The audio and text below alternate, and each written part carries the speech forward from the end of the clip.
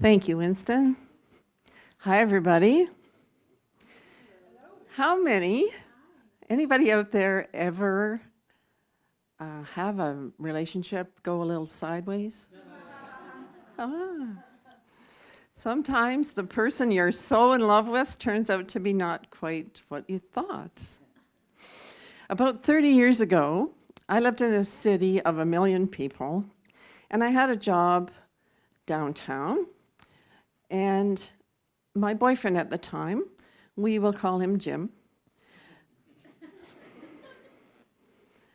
I always like to protect the guilty. So he was very attentive, and he would drop me off at work in the morning downtown, and he would pick me up at lunchtime, and we'd go have lunch together, and then he'd drop me back off at work and pick me up after work. And every day he would do that. And one day after work, I had come out of the building. He was parked across the street as usual. And I was standing on the street corner waiting for the light to change. Now it's after work, downtown, big city. A lot of people are standing on the corner waiting for the light to change. When I got to the car, I got told off and reamed up one side and down the other, because for sure the man standing beside me was one of my many, many lovers. So what that feels like is very unfair, accused constantly of things I had not done. Extreme jealousy took over in my relationship. And once in a while, he couldn't drop me off, couldn't pick me up for lunch, so I'd go to the park across the street and eat my bag lunch there, as many others were doing. And I would look at the other people chatting, you know, here's a couple, there's a few people who obviously work together, there's someone smelling flowers, and they're all chattering away and talking, and bright sunshine, everything's lovely. And I'm staring at them, sitting by myself, wondering, what can they possibly be talking about? I had no idea what their world could be like. No idea. Carl Jung said that loneliness isn't about not being with other people. It's about not being able to express something that you really need to express. And I was so dreadfully lonely. Now, when I got picked up after work, we went off to our second job, which was cleaning office buildings. That was his specialty. He got me a job so I could be beside him in this work. And I thought the exercise would be good. A bit of extra money never hurts. That's great. And everything would go fine at the office cleaning job, as long as someone wasn't working late, as long as there weren't other workers, as long as there was no human interaction between me and someone else. When that happened, there was hell to pay, again, because of the extreme jealousy. One night, there was a fellow working late. He actually thanked me for the good job we were doing, and I smiled, emptied his garbage, and left the office. When we got into the car after that job, the first thing that was yelled at me was, "Just wait till I get you home."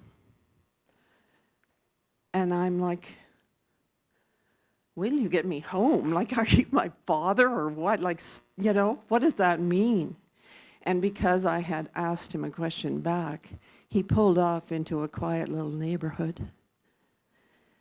And proceeded to explain to me what horrible things I had done and how, when we got home, I would be made to pay for those. And for whatever reason, I was a little belligerent that particular day, and I talked back, and as a result had an entire handful of hair pulled completely from my head. Enough that a hairdresser noticed it 3 months later. That hurts. My head ached for 3 days. He had enough hair in his hand that he could dump it onto the floor. And so that was job number 2. And then we went home to job number 3. Because, you see, we were looking after the apartment building we lived in, 16 suites. So now we're getting home, it's maybe 8:30, 9 o'clock, have something quick to eat. Someone was coming to sign a tenant's agreement. And then there was an apartment to be cleaned because someone had left a mess. There was an apartment to be emptied because somebody had left everything. And so we worked at the apartment building with very little to eat in between. And then it's about 1. And then we got down to having my beating.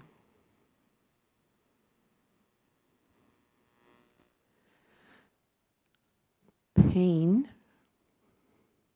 loneliness, fear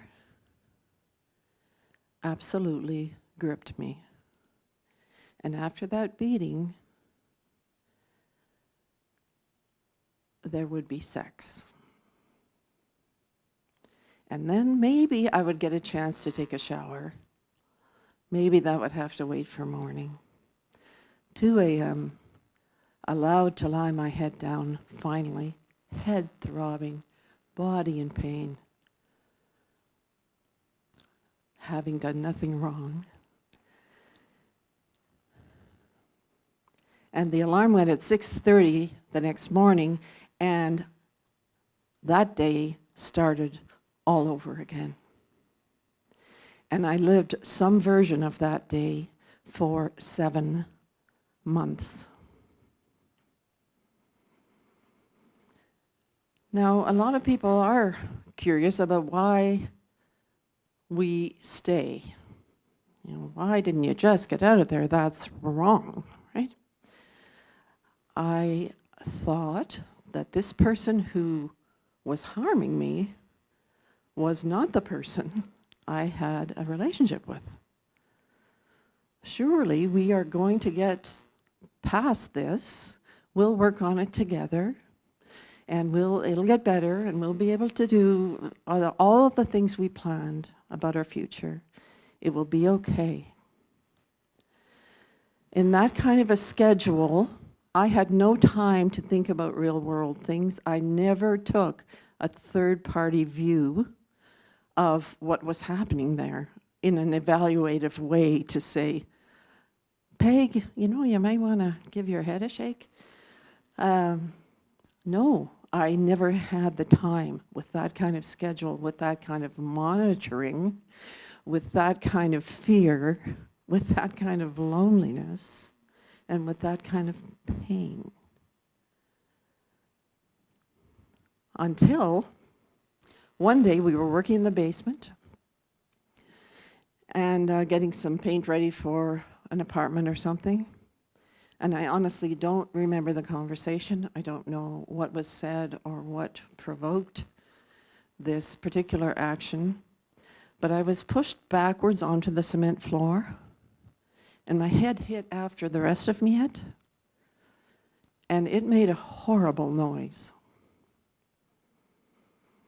Now, I'm standing here to tell you about it, so obviously it didn't crack open, but it sounded like it did.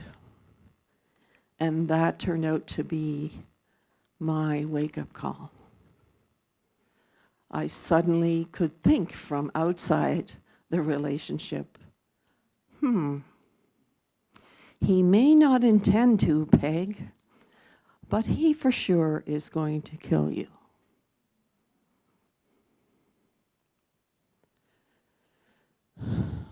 So add the capital F to the fear now, and you have where I was at that time. Thankfully, I was brave enough to reach out to friends that I had ignored for 1.5 years. Because you see, you don't want anybody in your life, you don't want anybody to know this is going on, you don't want to tell anybody any of this. There is so much shame. So on top of all those other feelings, we have shame as well. Nobody can know this. How could you be letting that happen? It's just not happening. Nobody's going to know. And I had ignored my very close friends for 1.5 years. So, thankfully, they still loved me. And the gal I phoned said to me, I don't know too much about this, Peg, but I think you need to get out of there. And quickly. And she did a very clever thing. She went to her to a counselor through her EAP program. And they advised her how to help me. What a beautiful thing.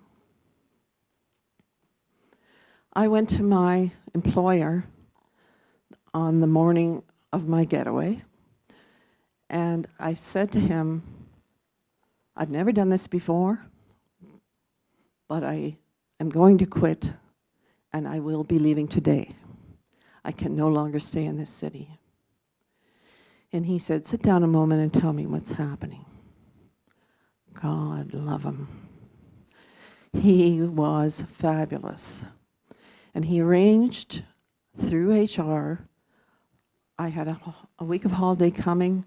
They gave me another week with pay. They gave me 2 weeks without pay and said, I want you back in a month. Go do what you need to do, you know, come back. But that city of 1 million people was too small. I was nowhere near ready to come back in a month. Nowhere near ready.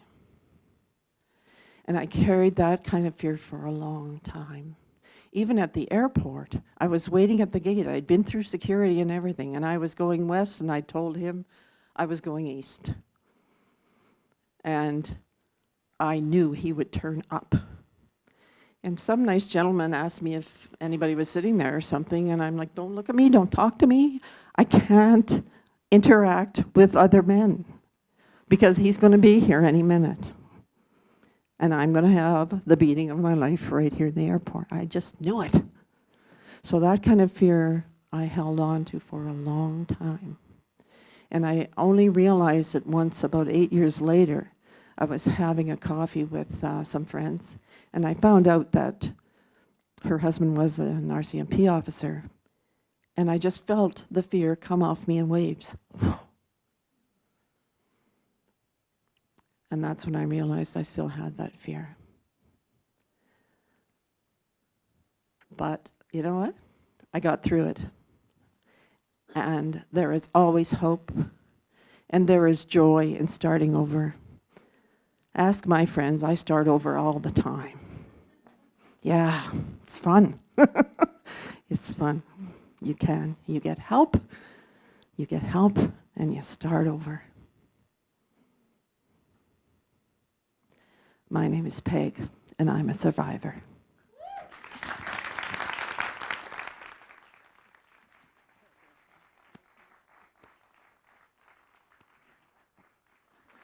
Peg, Ainsley.